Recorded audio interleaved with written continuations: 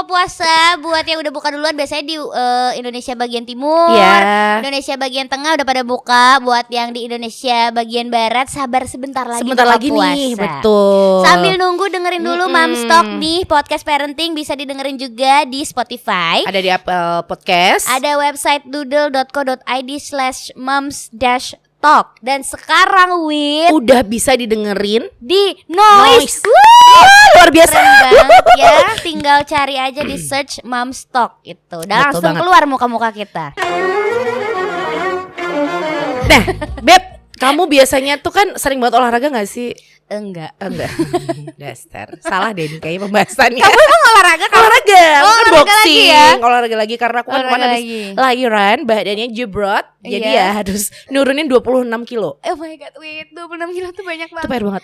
Aku harus nurunin juga banyak banget sih ini pasti. Iya. Nah, gimana ya olahraga nih? Puasa ini adalah momen yang menurutku memang aku juga tunggu-tunggu. Karena kita kan puasa, maksudnya kita bisa ngatur pola makan juga. Iya benar, sambil diet lah ya. At least hikmahnya biasanya berat badannya turun nih. Benar. Nanti akhir bulan nih. Plus kalau ditambah sama olahraga menurut aku. Betul. Tapi kan lagi puasa, masa olahraga kan capek nanti buang-buang energi. Hey, tidak apa-apa berpuasa tapi tetap olahraga. Emang bisa gimana sih cara mengaturnya? Kalau aku sih biasanya mau buka puasa sih mau olahraga ringan ya, gitu tapi ya? Bukan yang terus aku boxing yang langsung hard gitu enggak. Jadi kayak olahraga ringan aja kayak jalan kaki kita putar.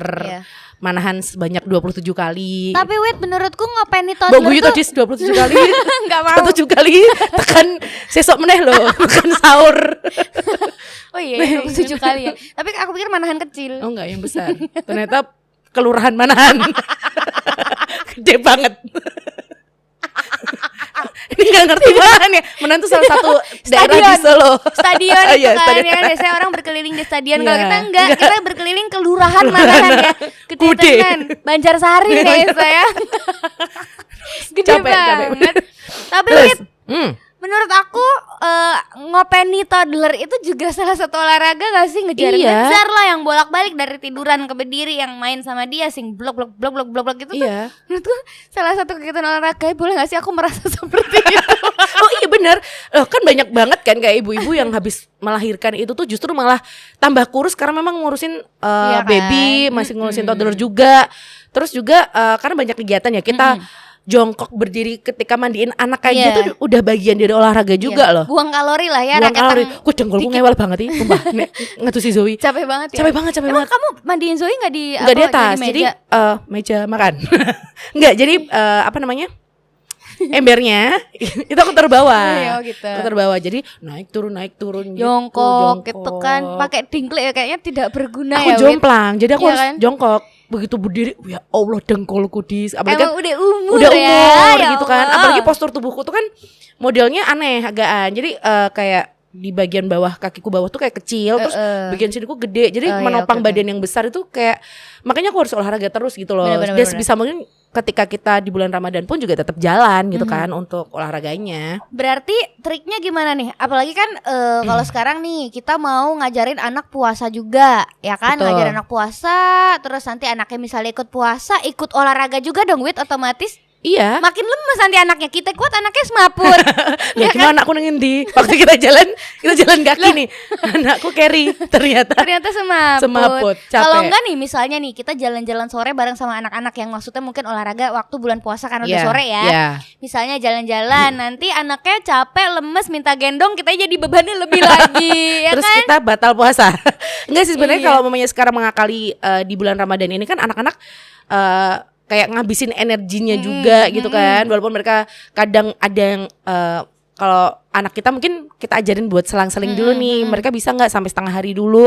Terus nanti sorean kita ajak jalan-jalan muter-muter biar mereka lupa kalau lagi puasa, mengalihkan gitu kan. Terus mungkin mereka cara ininya mungkin mereka seperti naik sepeda, naik otopet gitu. Kita yang jalan kaki gitu kan. Mereka kan seneng nih. Iya benar-benar. Tetap ada kegiatan olahraga meskipun kecil. Tapi juga anak kan memang butuh bugar juga ya, apalagi anak-anak yang biasanya udah menginjak usia SD atau SMP. Itu kan mereka tetap butuh akrab sama yang namanya olahraga. Tapi gimana nih anak tetap olahraga tapi biar puasanya juga gak keteteran. Belajar puasa iya, olahraga juga iya.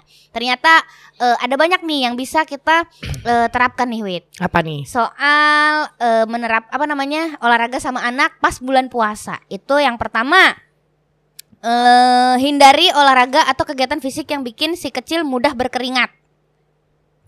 Lu gak nemu ya? Dasar sudah uzur. Kamu tuh sampai halaman berapa sih? Cuman dibalik. Oh, cuma dibalik doang. Dibalikin doang. Di sini. Oh, di sini. Ngomong dong. Udah jauh banget. Udah jauh banget tekan buri di sini. Iya. Lanjut. Bukan ini ya. Mana sih? Di sini. Di sini. Ini udah tadi. Nih. Maaf gak konsen kan lagi puasa. Ngeblank. Aduh buka kertas aja sampai Gue yang ngomong Widianya pulang Ini ngomong apa? Dia diem aja. Ribet banget sih. Ini ya Allah berkeringat. Sebentar lagi buka puasa. Iya. Sebentar lagi kita berbuka puasa. Iya oke. Bapak, kita pol-polin aja nih biar tenggorokan kering. Ya kan? Butuh es teh. Ayo lanjut.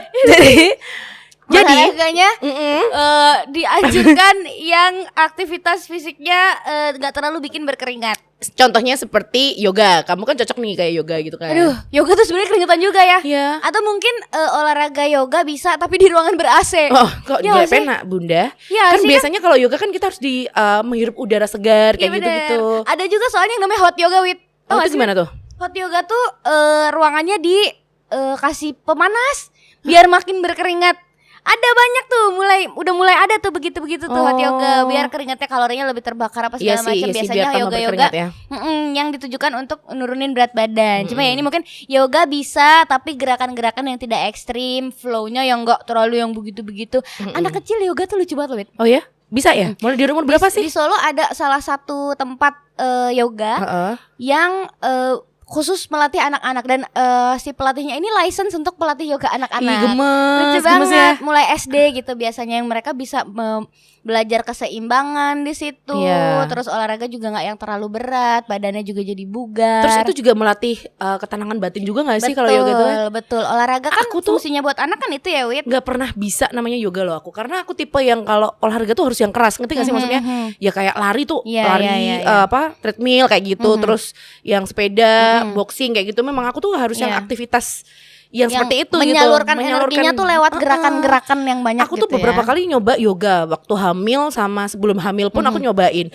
Dalam otak tuh cuma aku mikirin bariki maam opo Bunda. Terus Meditasi habis ini- pikirannya meditasi kemana-mana. Habis ini aku mau pergi OOTD-nya apa. Terus kayak abis ini mau ngechat ini Jadi kayak udah terus kan kita udah ketergantungan dengan handphone ya. Jadi kayak kepikiran handphoneku nanti klienku gimana ya kalau ngechat ya. Iya. Kayak gitu loh. Sekarang Ya kayak udah itu. gak tenang gitu loh. Ya itu mungkin kalau yoga itu kan memang basicnya ke meditasi dulu, Ya. maksudnya ujung-ujungnya ke situ. Nah kalau aku lebih ke ketika aku yoga itu caraku mengalihkan duniaku sementara ke situ dulu, fokus ke situ, healing lah ya. Healing. Kalau yang anak zaman sekarang bilang kan Mental healing gitu, dengan mengalihkan fokusnya. Mungkin itu juga bisa diajak nih anak-anaknya mulai biar mereka juga bisa membagi fokus. Kadang-kadang Ya. mungkin kan lagi bete sama urusan PR, diajak yoga sebentar. Mungkin jadi satu metode yang bisa jadi hal lain juga nih buat si anak-anak. Ternyata buat bulan puasa juga kayaknya efektif ya, biar anak tetap olahraga tapi juga tidak mengganggu aktivitas puasanya. Betul. Terus berikutnya ada peregangan nih Dis. Jadi ini yang simpel-simpel aja kan ya. Stretching kayak mau berenang ya. Iya, jadi yang penting kan badan kita tuh gerak, nggak cuma diem doang. Karena kadang tuh orang kepatok, aduh aku lagi puasa, mendingan aku tidur karena tidur adalah ibadah. Benar, tidur itu ibadah, benar. Tapi kan nggak mau tidur selamanya kan Bunda. Metong Itu dong, dia. jangan sampai metong. Itu dia, jangan Tuh. sampai. Tapi berenang tuh boleh gak sih sebenarnya, Wit? Boleh. Bulan puasa tuh berenang boleh gak sih? Boleh. Ini kayaknya ada pro kontra ya, berenang atau enggak. Kalau aku sih menurut aku tidak masalah aku berenang. Asal nggak berenang terus mulut kita mangap nih. Nah, Mangap, airnya masuk. sambil menyelam minum air seperti peribahasa ya. Itu sih. Iya. Tapi kalau emang kepercayaannya beda, boleh silakan. Nggak usah berenang nggak apa-apa. Cuma bisa melakukan stretching seperti mau berenangnya aja, atau berenangnya di udara mungkin ya. Jadi ngambang di udara Iya. ini. Atau minimal simulasi berenang. Mandi bola misalnya. Wapet loh mandi bola. Jadi melakukan gerakan-gerakan yang sama dengan orang yang berenang tapi tidak ada airnya. Iya. Ya kan? Tetep Kamu ngapain seru. berenang kok? Iya, latihan pernafasan. Kepalanya doang gini-gini. Ya kan? Coba yuk. Ya, coba. Jadi ada banyak banget ya ternyata yang bisa kita lakukan kayak gitu kan.